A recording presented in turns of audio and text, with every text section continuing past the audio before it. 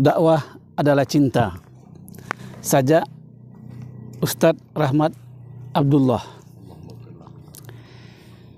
Memang seperti itu dakwah. Dakwah adalah cinta, dan cinta akan meminta semuanya dari dirimu, sampai pikiranmu, sampai perhatianmu, berjalan, duduk, dan tidurmu.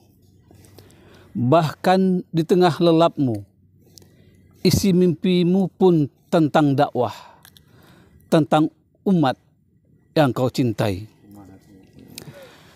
Lagi-lagi memang seperti itu, dakwah menyedot saripati energimu, sampai tulang berulangmu, sampai daging terakhir yang menempel di tubuh rentamu, tubuh yang dulu lantak diseret-seret, tubuh yang hancur lebur dipaksa berlari. Seperti itu pula kejadiannya pada rambut Rasulullah.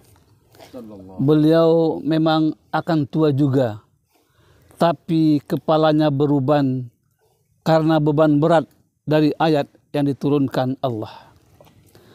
Sebagaimana tubuh mulia Umar bin Abdul Aziz, dia memimpin hanya sebentar, tapi kaum muslimin sudah dibuat bingung.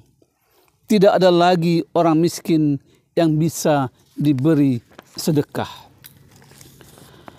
Tubuh mulia itu terkoyak-koyak. Sulit membayangkan sekeras apa sang khalifah bekerja. Tubuh yang segar bugar itu sampai rontok. Hanya dalam 2 tahun ia sakit parah kemudian meninggal. Toh memang itu yang diharapkannya, mati sebagai jiwa yang tenang. Dan di etalase akhirat kelak, mungkin tubuh Umar bin Khattab juga terlihat tercabik-cabik, kepalanya sampai botak. Umar yang perkasa pun akhirnya membawa tongkat kemana-mana, kurang heroik. Akhirnya diperjelas dengan salah satu luka paling legendaris sepanjang sejarah. Luka ditikamnya seorang khalifah yang soleh, yang sedang bermesra-mesraan dengan Tuhannya saat sholat. Dakwah bukannya tidak melelahkan, bukannya tidak membosankan. Dakwah bukannya tidak menyakitkan, bahkan juga para pejuang risalah bukannya sepi dari godaan kefuturan. Tidak, justru kelelahan, justru rasa sakit itu selalu bersama mereka sepanjang hidupnya. Setiap hari, satu kisah heroik akan segera mereka sambung lagi dengan amalan jauh lebih tragis. Justru karena rasa sakit itu selalu mereka rasakan, selalu menemani. Justru karena rasa sakit itu selalu mengintai kemanapun mereka pergi, akhirnya menjadi adaptasi. Kalau iman dan godaan rasa lelah selalu bertempur, pada akhirnya salah satunya harus mengalah. Dan rasa lelah itu sendiri yang akhirnya lelah untuk mencekik iman, lalu terus berkobar dalam dada.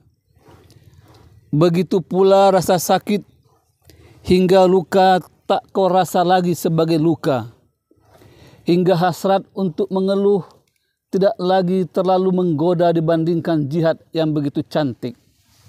Begitupun Umar. Saat Rasulullah wafat, ia histeris. Saat Abu Bakar wafat, ia tidak lagi mengamuk. Bukannya tidak cinta pada Abu Bakar, tapi saking seringnya ditinggalkan, hal itu sudah menjadi suatu kewajaran dan menjadi semacam tonik bagi iman. Karena itu, kamu tahu, pejuang yang heboh ria memamer-mamerkan amalnya adalah anak kemarin sore yang takjub pada rasa sakit, dan pengorbanannya juga begitu. Karena mereka jarang disakiti di jalan Allah. karena tidak setiap saat mereka memproduksi karya-karya besar.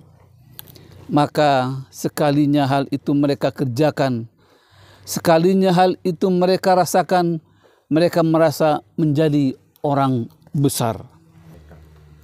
Dan mereka justru jadi lelucon dan target doa para mujahid sejati. Ya Allah, berilah dia petunjuk. Sungguh Engkau Maha Pengasih lagi Maha Penyayang. Maka satu lagi seorang pejuang tubuhnya luluh lantak.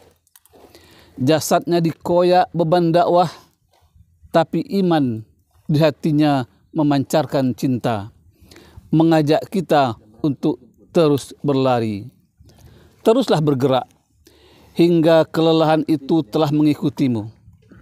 Teruslah berlari hingga kebosanan itu bosan mengejarmu.